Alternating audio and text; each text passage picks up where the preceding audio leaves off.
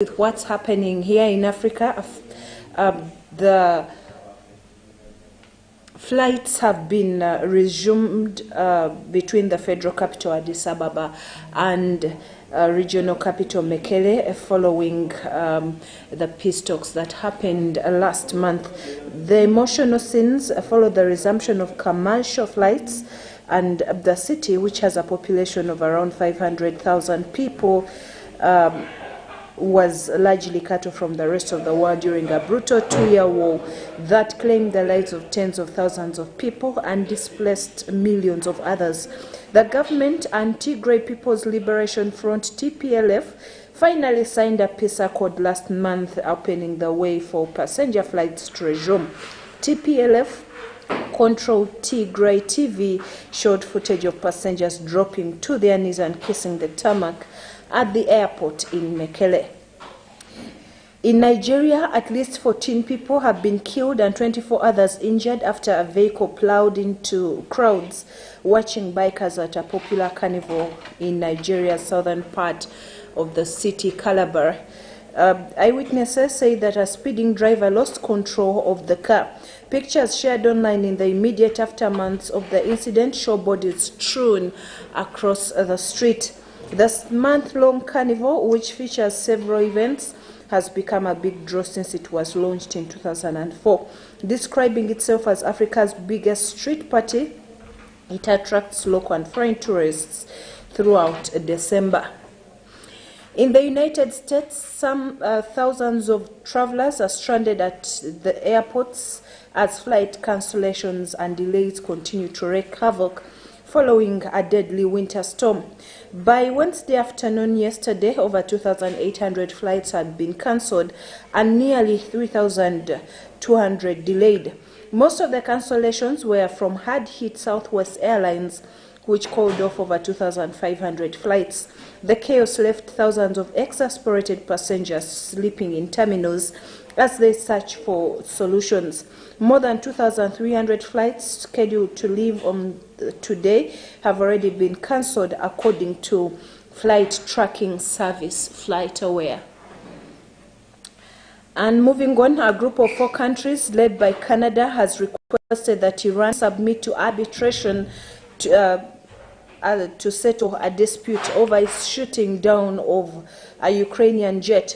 Ukraine International Airlines flight PS752 was hit by 2 missiles after taking off from Tehran on the 8th of January 2020. All 176 people on board are feared dead. 3 days later, Iran admitted mistakenly shooting down the plane. The group, made up of Canada, Sweden, Ukraine, and the UK, said it was taking concrete action against Iran. The 4 nations have been seeking reparations on behalf of the families of the victims, many of whom were residents of those countries.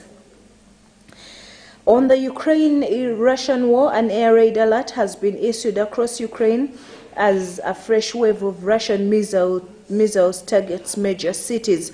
Present advisor Mikhailo Podolyak said more than 120 missiles had been launched at the population and civilian infrastructure. At least 3 people, including a 14-year-old girl, were taken to hospital after explosions hit the capital, Kyiv, according to Mayor Vitaly Klitschko. Blasts were also heard in the cities of Kharkiv, Odessa, Lviv, and Zhytomyr. The regional leader of the southern province of Odessa, Machenko, spoke of a massive missile attack on Ukraine. Moving on, COVID testing on visitors from China has been installed after Beijing announced it would reopen borders next week. Italy, Japan, Taiwan, and India also announced mandatory tests, but Australia and the United Kingdom said there were no new rules for travelers from China. After 3 years of being closed to the world, China will let people travel more freely from the 8th of January. The country's ongoing COVID surge has sparked wariness. China is reporting about 5,000 cases a day, but analysts say such numbers are vastly undercounted And the daily caseload may be closer to 1 million hospitals that are overwhelmed, and residents are struggling to find basic medicines, according to reports. In the United States, U.S. energy giant ExxonMobil is suing the European Union in a bid to force the bloc to scrap its new windfall tax on oil firms. A windfall tax is imposed on firms that benefited from something they were not responsible for. Energy firms are getting much more money for their oil and gas, partly due to supply concerns as a result of Russia's invasion of Ukraine. Exxon accuses Brussels of exceeding its legal authority, calling the measures counterproductive. ExxonMobil reported a quarterly profit of almost $20 billion in October. And moving on, at least 10 people have been killed in a huge fire at a Cambodia hotel casino on the border with Thailand, according to police and local media. The blaze in North America has claimed more lives in the U.S. state of New York, according to local officials. At least 34 people have died in Erie County, which includes the city of Buffalo. County Executive Mark Polonkaz said yesterday.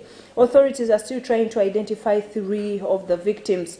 The storm that swept across the U.S. over the holiday weekend has killed at least 60 people in 8 states. There have now been more fatalities in Erie County in the last few days than during the infamous Buffalo blizzard of 1977. 29 people died in that storm, according to the National Weather Service. Well, that brings us to the end of this. Afternoon's news in brief. Thank you for watching Channel 44. On Saturday the 31st, all roads lead to the Miracle Center Cathedral.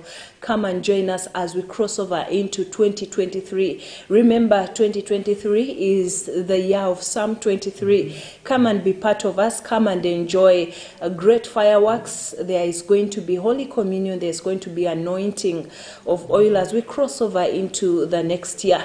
Come and join us. There is going to be great praise and worship, and Pastor Robert Kayanja has a special word for each one of us here that will be in attendance. God bless you. Pastor Jessica Kayanja is coming on right now with the Marriage Now program that you do not want to miss.